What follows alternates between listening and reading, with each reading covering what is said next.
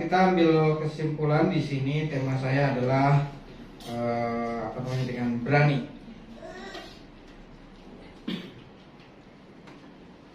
Berani ya. Berani di Kisah Para Rasul 14 ayat 3. Contohnya ketika Rasul-Rasul mengajar, karena mereka yakin percaya Tuhan dengan sungguh-sungguh, maka punya keberanian. Amin. Tetapi keberanian itu bukan hanya berani, saudara. Ya, banyak orang berani, kuat mental dan sebagainya, tapi ada hal yang mesti kita jauhkan. Bagaimana kita belajar dari firman Tuhan hari ini supaya benar-benar kita bukan hanya berani, tapi punya paradigma yang baru. Amin. Ya, pertama yang akan saya sampaikan adalah punya mental pejuang. PowerPoint saya nomor 2, bahwa saya punya mental pejuang. Ya, mental pejuang tidak gampang, saudara. Ini dibentuk dari tahun ke tahun dan hari demi hari. Ya, saya melihat bahwa di Ibrani, ketika kita melihat bahwa di Ibrani 12 ayat 57, di situ mengatakan mau dihajar, mau dibentuk, dan mau disesah. Artinya ini tidak segampang apa yang kita bayangkan, ya. Itu tidak segampang apa yang dibayangkan, sehingga benar-benar kehidupan kita harus mencapai titik bahwa bagaimana kita benar-benar berani, ya, berani dan punya mental pejuang. Karena saat-saat ini memang mental berani atau mental pejuang itu dibutuhkan banyak gereja, banyak perusahaan, dan banyak leadership, ya.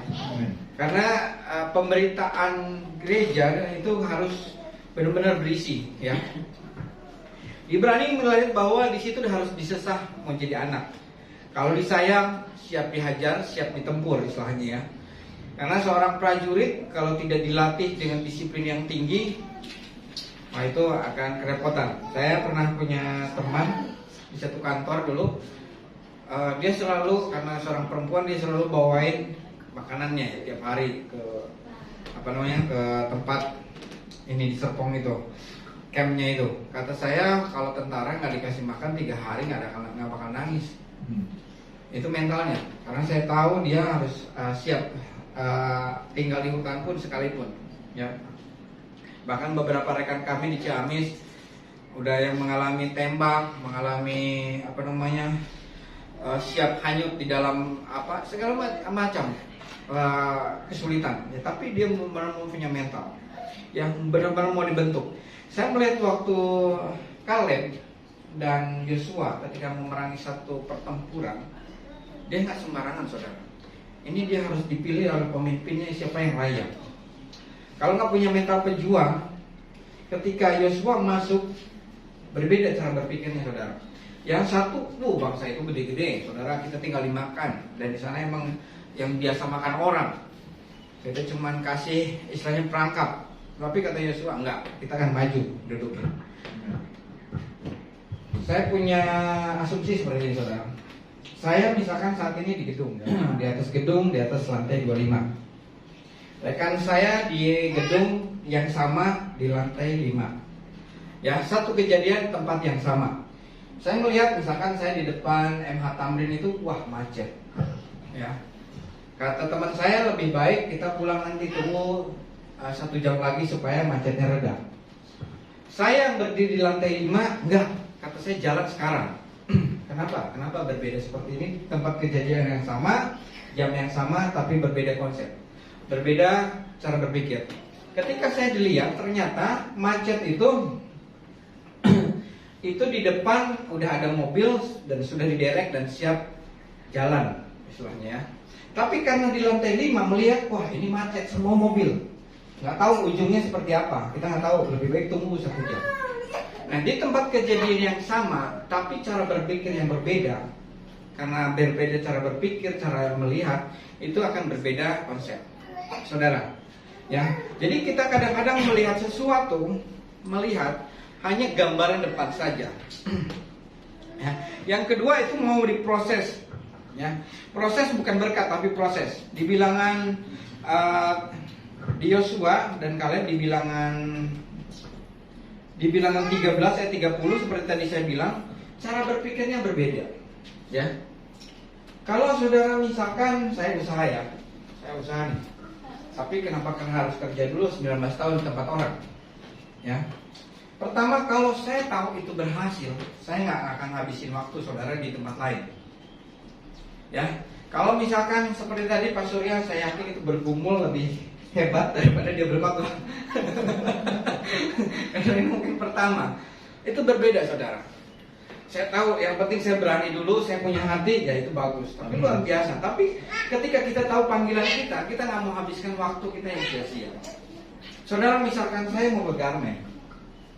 Kalau saya tahu panggilan saya usaha di garmen, saya dari mulai lulus sekolah, saya kerja di garmen. Ya enggak? Tapi ketika saya harus kerja di tempat lain, harus tersiksa, harus mengalami penderitaan, seperti kuli dan lain sebagainya, itu hal yang biasa. Karena saya tahu dapur saya harus ngebul. Itu yang saya tahu. Dan saya harus tahu bahwa harus ada nafkah tiap bulan yang saya hasilkan.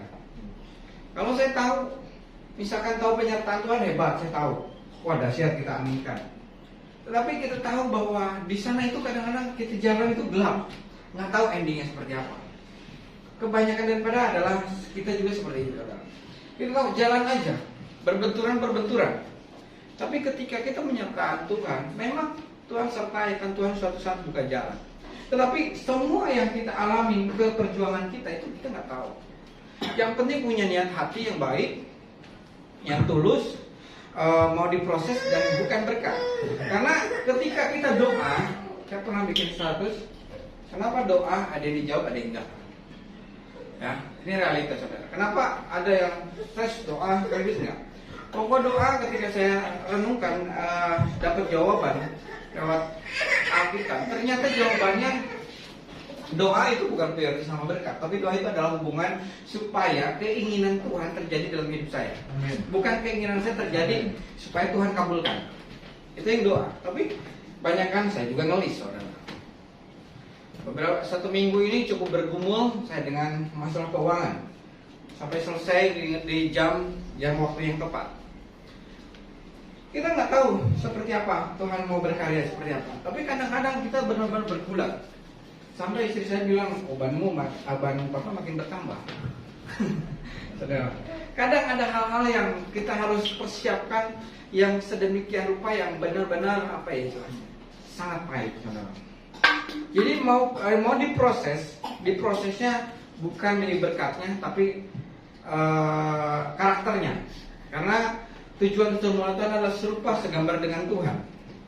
Ya, Yosua ketika mengalami kehidupan untuk berperang itu prosesnya 40 tahun, saudara. Karena proses lebih lama daripada hasil. Hasil akan lebih cepat. Proses itu dibentuk seumur hidup, saudara. Proses dibentuk seumur hidup dan dibutuhkan orang lain.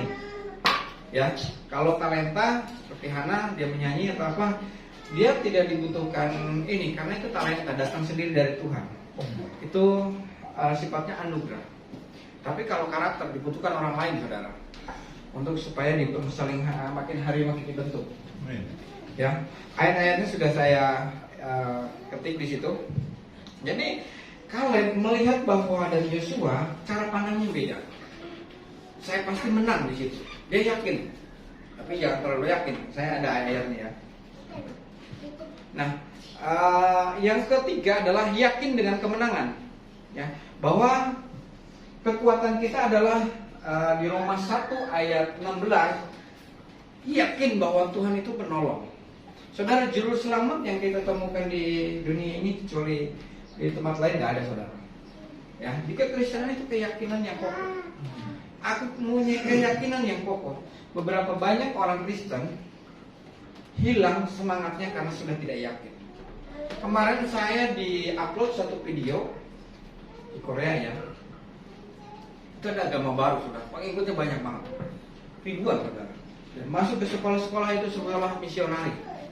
Itu agama Tritunggal, tapi ada Tuhan Ibu. Saudara, bagaimana hal terjadi saat ini? Keyakinan seseorang kadang-kadang sudah gak yakin dengan Tuhan. Itu yang mulai. Iblis itu nggak serang dengan penyakit. Iblis itu nggak serang dengan malapetaka atau pencobaan yang hebat atau penderitaan hebat. Iblis cukup kasih nggak yakin dengan Tuhan. Ini ngeri, saudara. Otomatis kalau udah nggak yakin dengan Tuhan, sudah hilang doa, sudah hilang ke gereja. Beberapa teman kita juga mungkin hanya rutinitas ibadah karena sudah dia yakin dengan Tuhan. Iblis pintar, saudara, karena iblis dari dulu jagonya untuk memutarbalikkan keadaan. Ya, kalau kita sudah tidak yakin, bagaimana kehidupan akan berikutnya kekristenan? Begitu banyak timbul ada hal-hal yang baru yang dilogikakan. Saudara kalau lihat LGBT ya, kenapa bisa disahkan di beberapa negara? Bahkan kalau negaranya pendetanya tidak mau nikahkan dengan sejenis, pendeta itu dipenjara dan gereja ditutup. Itu udah masuk undang-undang, saudara. Kalau iblis sudah masuk di undang-undang, saudara sudah repot, saudara. Contohnya ke Kristen misalkan tidak boleh ibadah aja, masuk undang-undang itu sangat repot terusnya. Ini terjadi di zaman Daniel, saudara. Ya, di situ udah nggak boleh doa lagi, saudara, kecuali menyembah patung. Nah, kita berdoa buat bangsa ini supaya tetap kita ada doa. Ya, berdoa supaya undang-undang itu minimal masih filsafahnya Pancasila. Karena masih mengagungkan Tuhan kita. Ya. Yang selain ketiga, ketika kita melangkah, ketika berani, pertama yang kita harus adalah berani ambil risiko. Berani ambil risiko ya. Pertama di Ester 5 ayat 2. Ester 5 ayat 2. Saya bacakan, ketika raja melihat Ester sang ratu berdiri di belakang perkemahan raja kepada, sehingga raja mengulurkan tongkat emas yang ada di tangannya ke arah Ester. Lalu mendekatlah Ester dan menyentuh ujung tongkat itu. Risiko yang diambil Ester pada saat itu, Ester sudah tidak ketemu raja selama 30 hari atau 1 bulan. Kalau ketemu, tidak diperintahkan raja, itu hukumannya mati. Hanya yang diulurkan tongkatnya yang dapat anugerah raja. Pada saat itu Ester sangat kepepet, karena Mordekai di satu cerita itu bangsa Yahudi mau dipunahkan di seluruh dunia, karena kerajaan itu sudah menguasai kerajaan dunia, Persia, India dan semuanya. Pada saat itu raja daripada Ahasuerus itu melihat bahwa kerajaan itu di seluruh dunia dan cuma satu. Tetapi pada zaman Ester, saudara kalau pelajari kitab Ester, tidak ada nama Tuhan di situ, tidak nama ada Allah di situ. Memang banyak propaganda yang bersifat melogikakan dan banyak yang pengen menghapus kitab Ester. Tapi saya akan bahas di sini bahwa saya tidak bahas di situnya, tapi ketika Ester berhadapan dengan raja, dia punya resiko mati atau hidup, kelepasan atau enggak. Saya waktu mau mulai usaha, para rekan saya di atas saya yang sudah mulai usaha saya, jadi ketika kamu buka usaha, pertama kamu siap bangkrut dulu dan kamu siap sukses juga. Saya pikiran itu nggak pernah terpikir sama saya. Wah, saya juga kata saya kaget. Semua orang pengennya sukses, saudara. Semua pengen suksesnya. Jadi banyak yang kasih masukan cukup luar biasa. Jadi ada 2 keputusan, ya atau tidak. Saya minta pandang 3 hal, dan itu ternyata 3 hal itu Tuhan jawab semuanya. Ya, ketika Ester melihat bahwa ini berhadapan dengan undang-undang, berhadapan dengan itu, dia tetap menghadap. Karena satu keputusan, ketika kita kesulitan, apapun yang terjadi, tetap kita datang kepada Tuhan. Ya, datang kepada Tuhan. Itu yang terbaik. Jadi berani melangkah dulu nih. Langkahnya kayak seperti tadi saya mau usaha, kira-kira apa ya? Udah jalan aja. Saya mau beberapa usaha mau saya akan jalankan di bulan-bulan ini. Mungkin nggak sebesar yang sekarang, tapi akan memulai. Mau laku apa enggak, saya nggak tahu juga. Mau jalan apa enggak, saya nggak tahu. Jalan aja. Karena langkah itu kadang-kadang memulai itu yang lebih sulit daripada menjalankan. Usaha itu biasanya akan susah memulai ketika berjalan. Kalau udah jalan setahun, itu stabil, saudara. Udah kesulitannya udah bisa, ya. Babak belurnya udah ngerasain, saudara. Langkah dulu. Ya, jadi ketika melangkah, saya tahu iman saya bekerja. Dan saya yakin Tuhan menyertai saya. Itu ketika ambil resiko. Ini resiko yang kita ambil. Ya, jadi tidak semua yang kita harapkan itu biasanya terjadi. Tapi resiko-resiko apa yang kita ambil? Esther berani berhadapan dengan mati atau enggak. Dan akhirnya tongkat raja diulurkan dan dia dapat kesempatan hidup. Bahkan raja memberikan, ketika keinginan ratu disampaikan, bahkan setengah kerajaan pun saya akan berikan. Bayangkan saudara, berkat tersembunyi ini ketika kita berani melangkah. Berkat tersembunyi kita berani mengambil resiko. Resiko itu kadang-kadang gak gampang saudara. Resiko itu, waduh saudara, mungkin dikerjain orang, mungkin kita punya pinjaman yang besar ke bank dan lain sebagainya. Tapi resiko semua kita tidak tahu, tapi jalan dulu ya. Dan Esther 4 ayat 14 punya imajinasi yang positif. Sebab sekalipun engkau pada saat ini berdiam diri saja, ini Mordekai yang berbicara pada Esther. Sebab sekalipun engkau pada saat ini berdiam diri saja, bagi orang Yahudi akan timbul juga pertolongan dan kelepasan dari pihak lain. Dan engkau dengan kaum keluargamu akan binasa. Siapa tahu mungkin justru untuk saat yang seperti ini engkau beroleh kedudukan sebagai ratu. Saya akan bacakan. Sebab sekalipun saat ini berdiam diri saja, bagi orang Yahudi akan timbul juga pertolongan dan kelepasan dari pihak lain, dan engkau dengan kaum keluargamu akan binasa. Siapa tahu, ya kan? Kemungkinannya kecil. Mordekai ngomong, ya Esther ini cuman karena ini tidak memakai kata Allah. Siapa tahu ada pertolongan lain. Kita jalan, kita melangkah. Coba Esther, kata Mordekai itu, jalan dulu kamu menghadap raja, karena nggak bisa semua menghadap raja. Ya.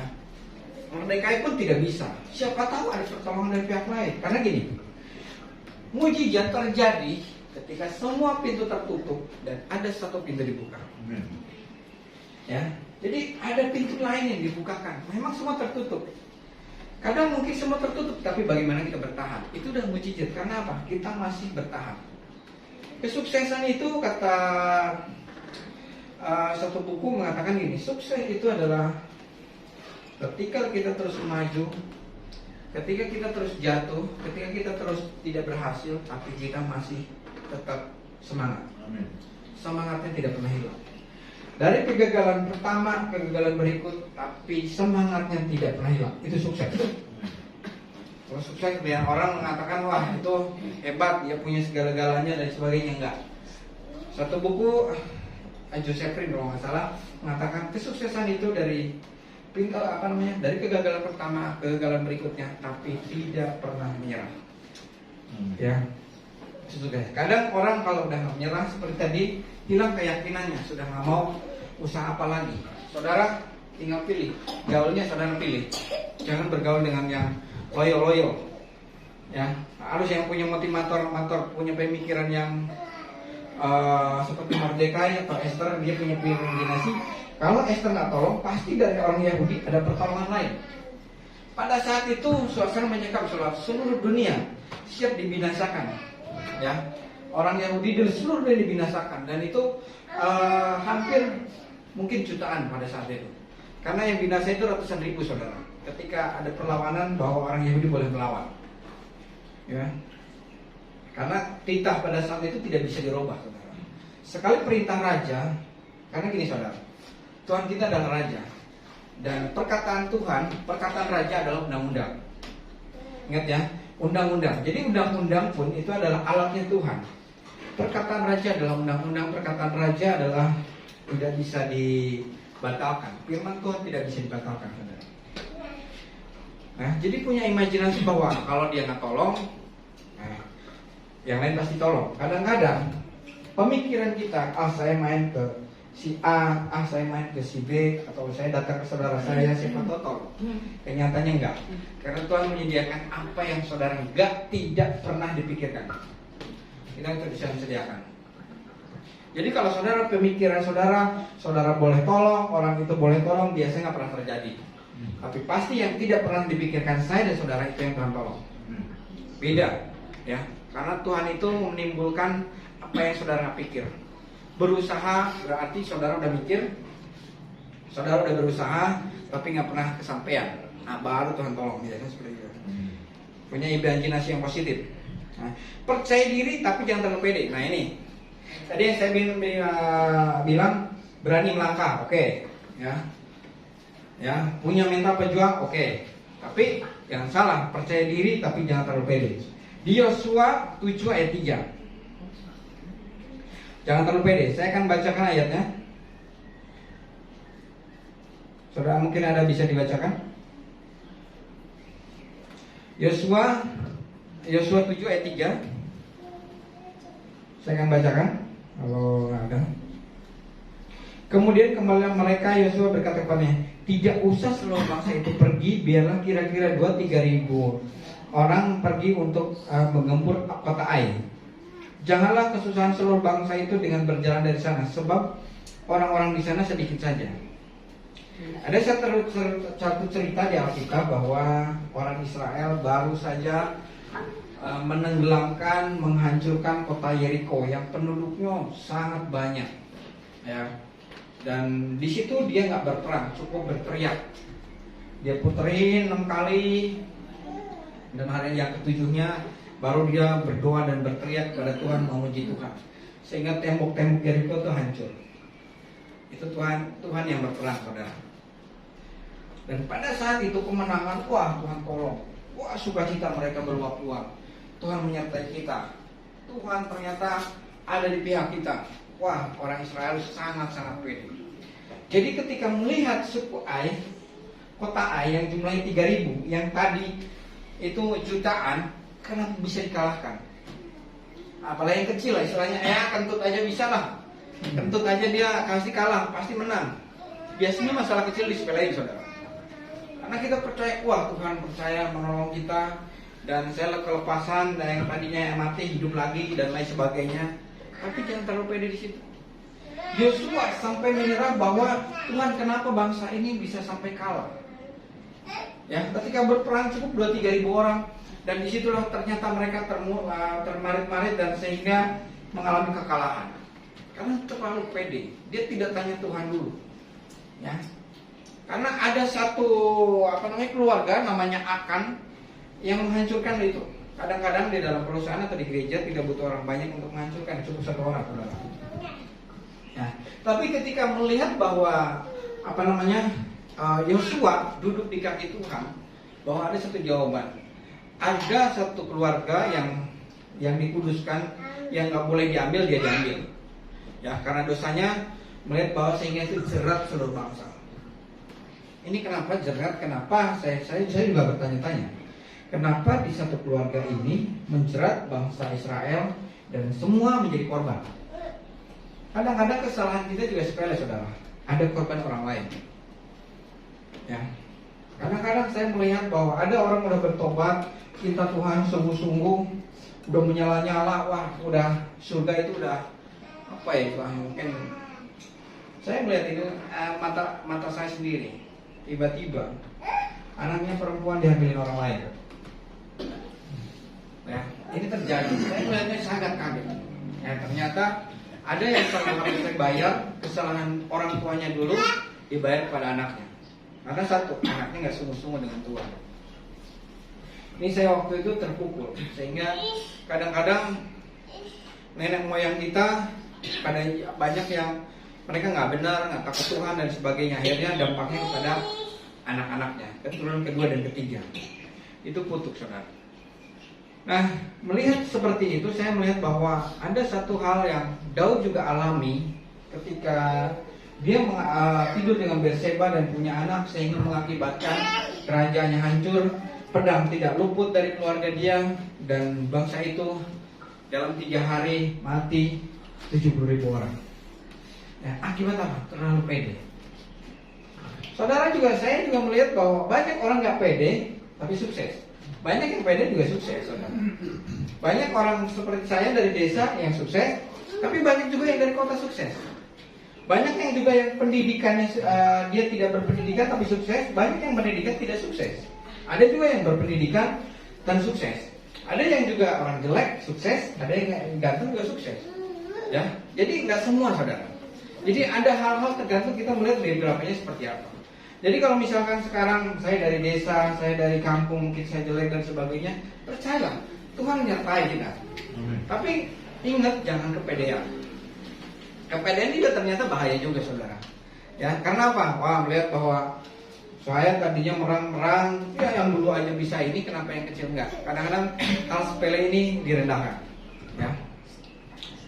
Yang selain keempat bahwa ketika kita minta penyertaan Tuhan, kita tadi udah berani banyak hal ya, ambil resiko,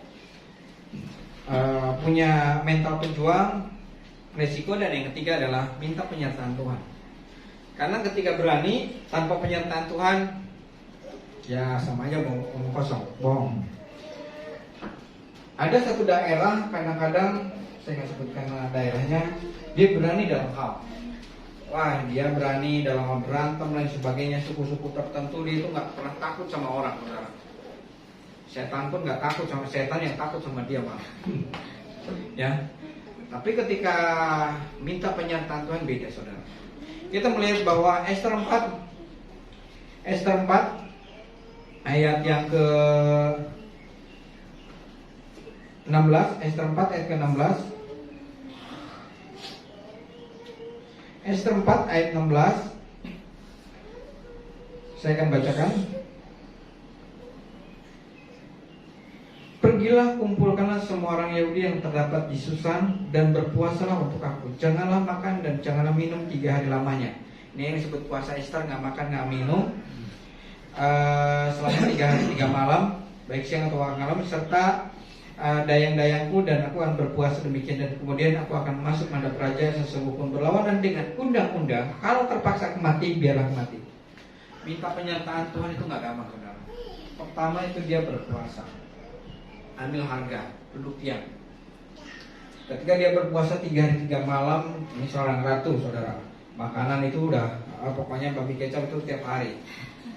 Ya, jadi itu hal yang saudara kalau main, misalkan di rumah bupati pun dinas atau apa, itu makanan itu udah jamu, saudara. 1 kali 24 jam. Apalagi ini ratu, saudara, yang menguasai seluruh Persia dan kerajaan dunia. Ya, pergilah karena semua orang Yahudi terdapat di Susan, berpuasalah untuk aku. Jadi kalau saudara, keputusan raja itu bisa dirubah dengan berpuasa, dengan merendahkan diri. Bayangkan di sini harus berlawanan dengan undang-undang, saudara. Karena dia harus menghadap raja, minta keputusan raja. Hizkia pada saat itu diponis Nabi Yesaya, diponis dari Tuhan, dia mati. Tapi ponis itu ternyata bisa dirubah dengan doa. Saudara, doa itu ngeri, saudara. Ya. Tapi ada kata saya juga doa kadang-kadang terkabulkan, kadang enggak. Tapi tujuannya emang pada saat Hizkia pada saat itu tidak memohon nyawanya atau tidak memohon belas kasih Tuhan supaya dihidupkan lagi, karena dia Hizkia adalah raja yang benar, yang takut akan Tuhan, sehingga Tuhan jawab. Tapi ketika pada saat itu seandainya Hizkia nggak usah berdoa kayak gitu, Raja Yesaya nggak bakal mati sama anaknya, saudara. Karena setelah berdoa tersebut, ya, ketika berdoa tersebut Hizkia hidup lagi dan punya anak namanya Manasye, ya itulah kerajaan itu hancur dan Yesaya juga dibunuh karena anak dia. Jadi kadang Tuhan juga tahu, saudara. Tapi doa juga banyak hal yang terjawab, benar-benar diubahkan lewat doa. Karena doa itu benar-benar kita punya hubungan dengan Tuhan, bukan berkatnya. Karena kalau kita orientasi berkat, kita biasanya nggak kuat di karakter. Kita biasanya, maaf ya, belakangan ini banyak yang orang baper, ya, selalu bawa perasaan, ngonceng-ngonceng, bawa perasaan dan lain sebagainya. Dan ini biasanya tidak kuat dalam bertuturan ketika ada ujian datang. Ya. Jadi Ester berpuasa mengubah minta keputusan Tuhan. Jadi saudara, hari ini saudara ada yang mungkin dalam kesulitan, atau saudara berdoa dan berpuasa seperti Ester, tidak makan, tidak minum, duduk diam di kaki Tuhan, dan disitulah baru keputusan Tuhan apa yang saudara inginkan. Ya. Dan yang ketiga, minta penyertaan itu bukan hanya berpuasa. Yang kedua adalah berdiam diri. Ya. Yesaya 30 ayat 15 di sini, sebab beginilah firman Tuhan, Allah yang Maha Kudus, Allah Israel, dengan bertobat dan tinggal diam kamu akan diselamatkan, dan dalam tinggal tenang dan percaya terletak kekuatanmu. Jadi kekuatan kita adalah doa. Jadi Yesaya melihat bahwa anak muda kalau pengen kuat, atau ibu-ibu dan bapak-bapak, jadi tidak ada cara lain ketika kita berdiam diri dan mencari Tuhan. Dengan bertobat tinggal kamu akan diselamatkan, dan tinggal tenang. Kadang keputusan-keputusan kita kalau nggak tenang salah, saudara. Banyak saya kadang-kadang keputusan-keputusan lagi mumet, ya, mumet saya ambil keputusan, dan sehingga itu dampaknya salah dan itu harus ditebus puluhan tahun. Itu udah gampang, saudara. Jadi tinggal tenang, bagaimana saudara tenang, diam diri aja, jangan mulut itu kadang-kadang bahaya, saudara, karena udah nggak bisa dicabut, saudara. Ketika kita menghina orang, melepaskan ejekan sama orang, itu sudah cabut. Orangnya mungkin sakit hati dan tidak dapat kelepasan. Kita memang Tuhan ampuni, orang itu juga dapat kelepasan, tapi perkataannya nggak bisa cabut, saudara.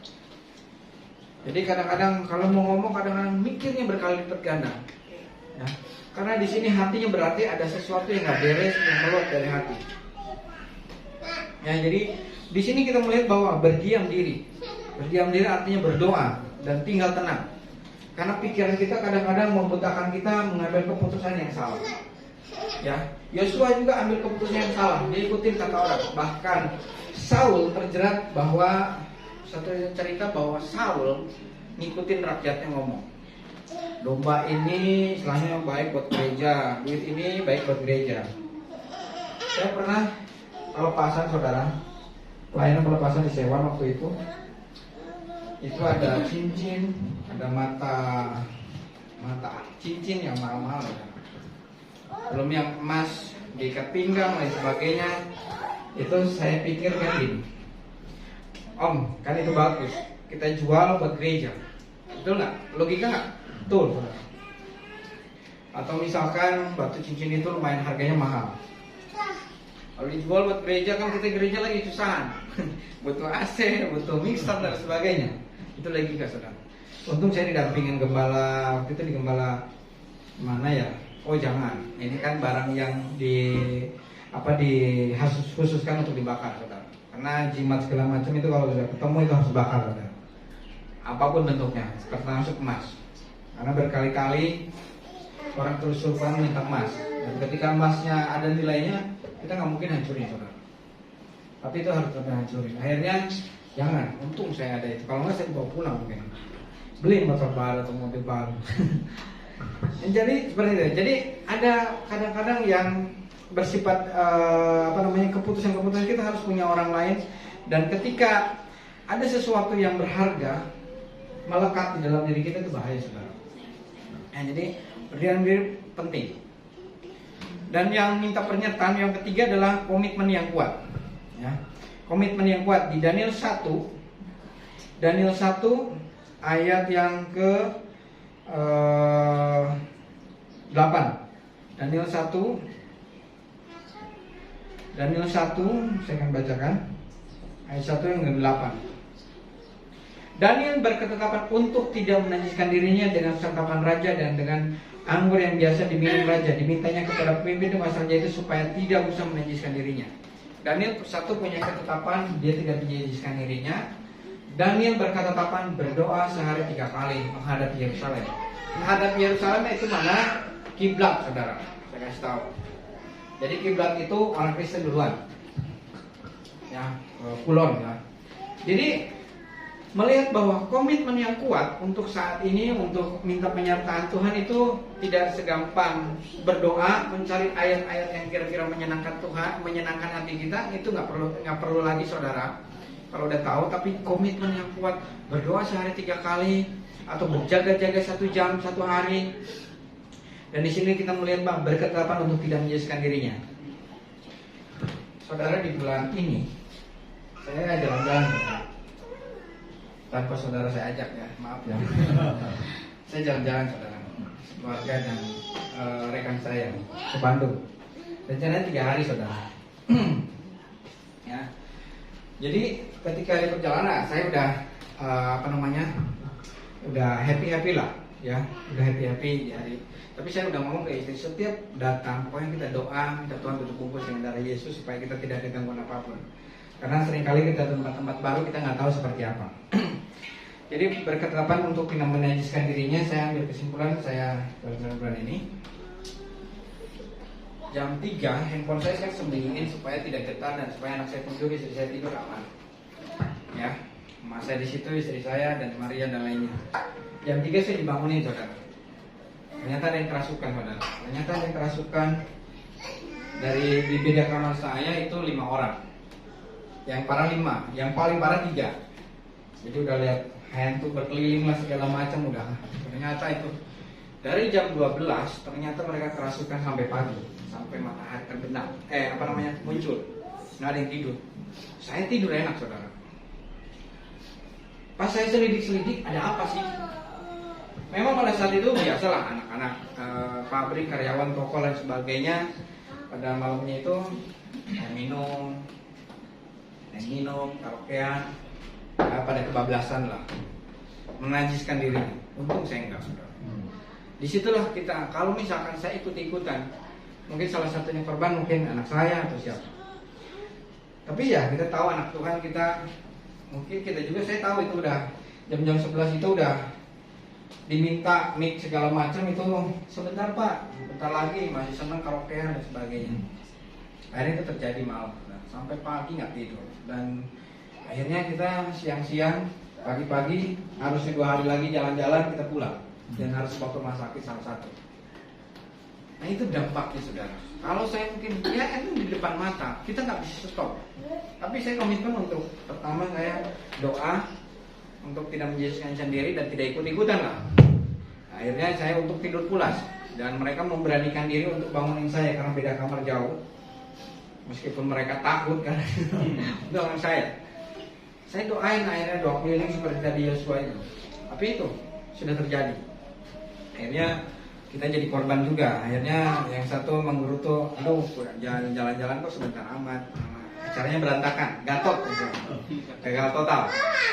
Ya, ini kesaksian, saudara. Ya, bahwa kita nggak bisa ikut-ikut dunia. Buat dunia hal pesta pora kayak gitu itu nggak biasa.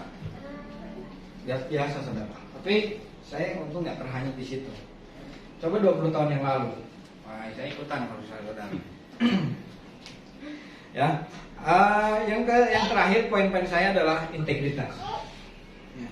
Integritas itu dilihat itu harga yang mahal, nama baik dan punya komitmen yang teguh, bukan yang komitmen, tapi integritas orang yang dilihat orang.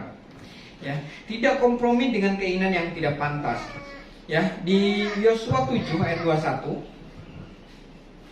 Yosua 7 ayat 21 kita melihat bahwa pertama Yosua mengalami kekalahan mengalahkan kota Ai, kita melihat bahwa pertama ada satu keluarga namanya Akan.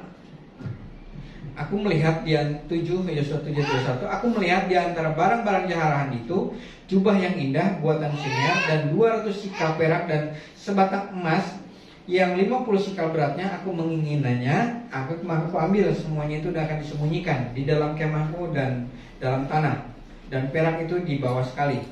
Perhatiin kata-kata Yosua 7 ayat 21 ya.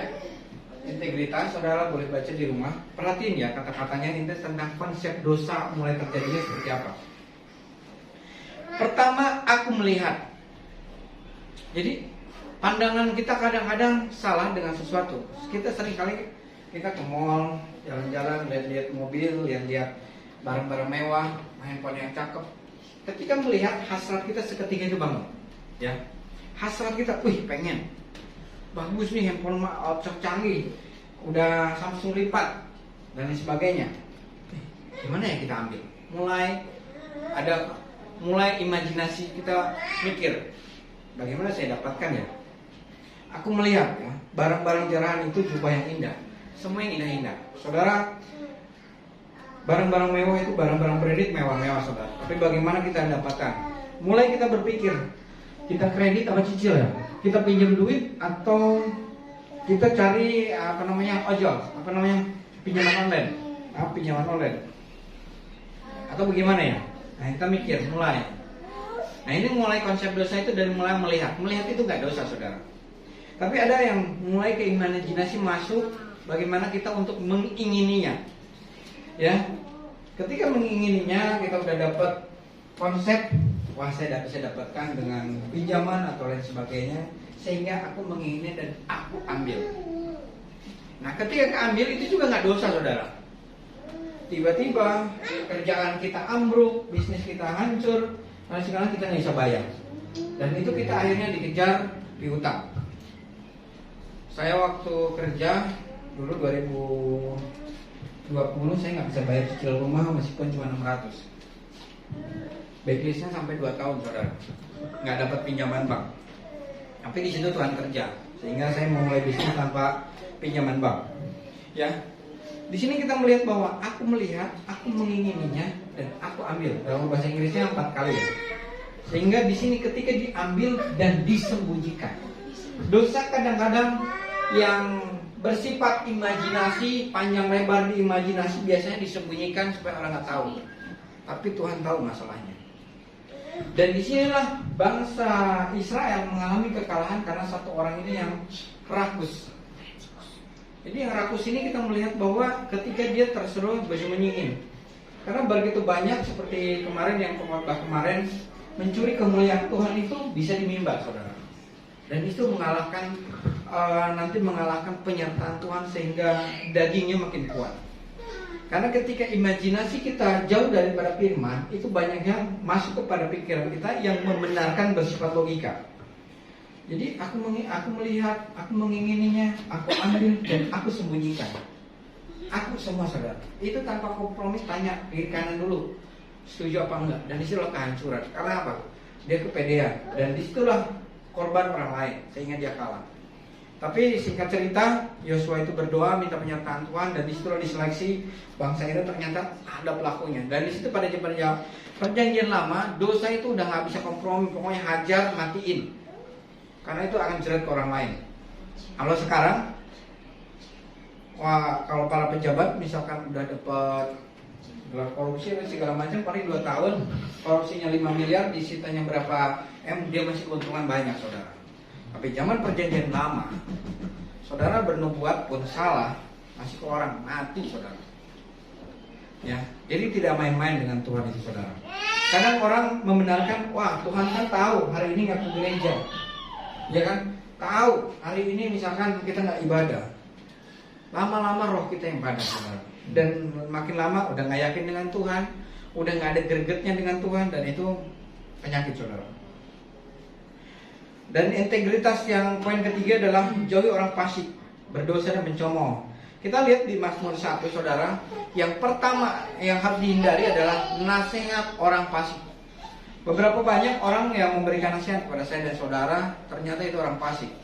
Nasihatnya cukup gampang, dia tidak bertindak, tapi nasihatnya bagus biasanya. Bagus-bagus, bersifat logika, dan tapi ujungnya menjauhkan dari Tuhan.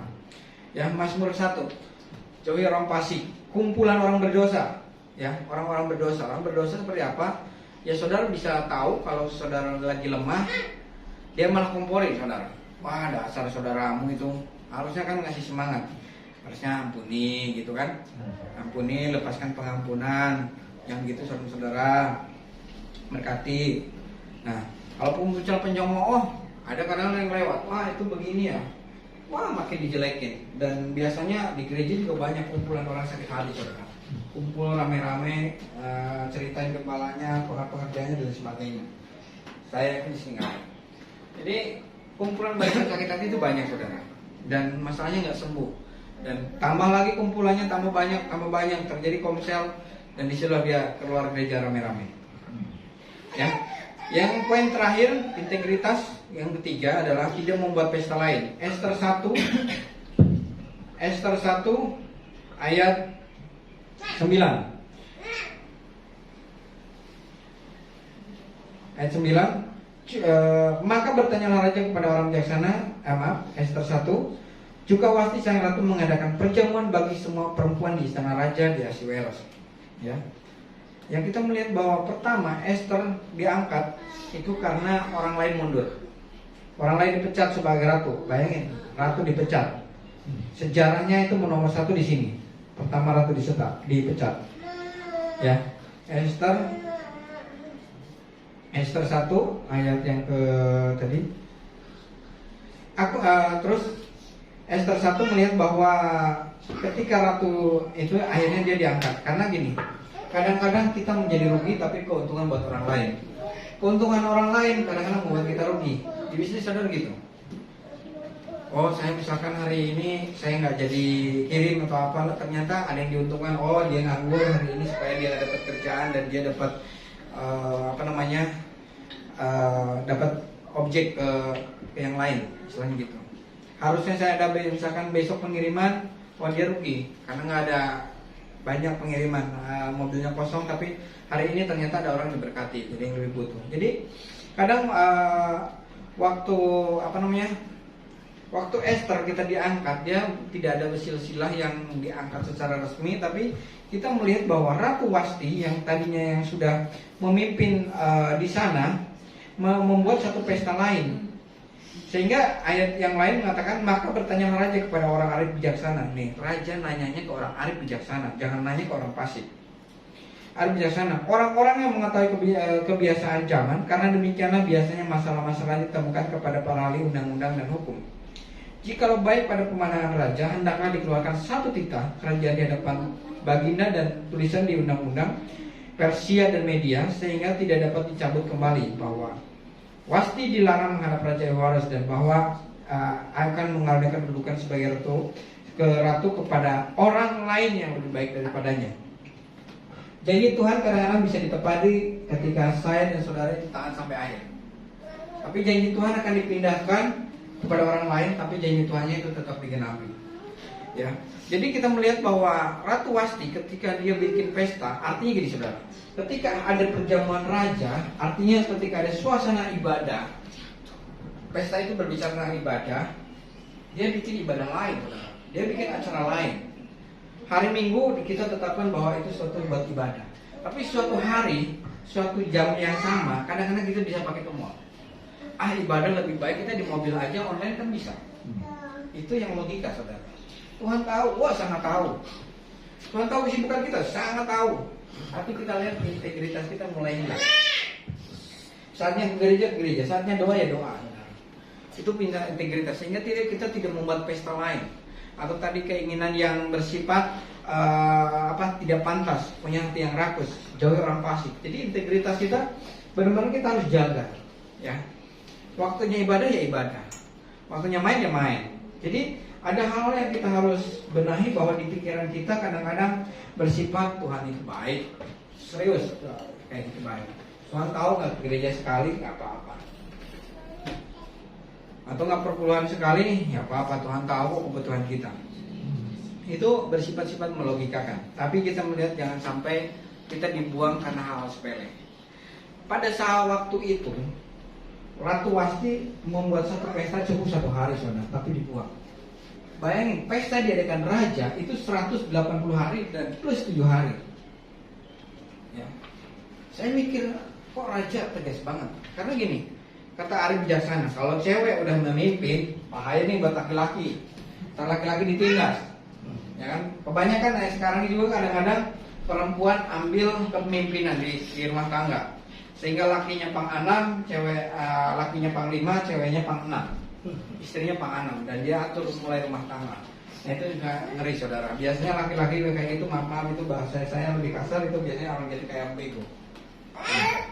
Karena udah nggak ada kepemimpinan lagi, dia kepemimpinannya diambil oleh istrinya. Dan terjadi juga ketika zaman Adam ternyata. Zaman Ayub juga terjadi saudara. Jadi banyak ternyata perempuan-perempuan yang sudah ambil kepemimpinan. Ya, tidak salah memimpin saudara, tapi posisinya di rumah tangga ini laki yang harus memimpin. Ya, jadi kita melihat bahwa pertama yang saya sampaikan adalah punya mental pejuang. Yang kedua adalah, dan poin-poin berikut, berani ambil resiko tapi jangan terlalu pede, minta penyertaan Tuhan dan punya integritas. 4 hal yang saya sampaikan saudara, kiranya Tuhan memberkati saudara. Saya percaya Tuhan selalu buka jalan buat saudara. Tapi kita juga harus bagian kita yang harus kita ambil, bahwa tidak semua Tuhan buka jalan, tapi kadang-kadang jalan yang tertutup Tuhan buka di pintu lain, supaya kita tahu bahwa penyertaan Tuhan selalu ada dalam kita. Tuhan Yesus memberkati.